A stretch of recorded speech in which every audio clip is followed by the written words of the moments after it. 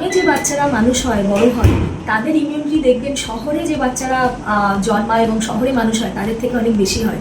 এটার কারণ কি?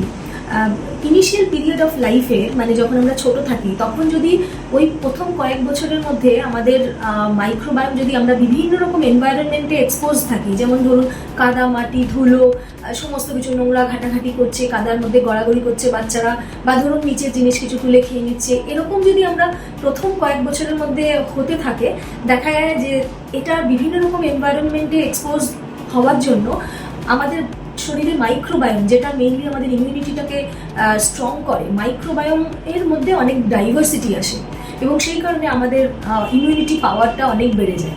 শহরের বাচ্চারা দেখবেন অত বেশি নোংরা বা ধুলোবালির মধ্যে অত বেশি খেলে না বা কাদামাটি অত মাখে না। সেই জন্য শহরের বাচ্চাদের থেকে গ্রামের বাচ্চাদের, গ্রামে যারা মানুষ হয় যে সমস্ত বাচ্চারা, তাদের ইমিউনিটি অনেক বেশি ভালো।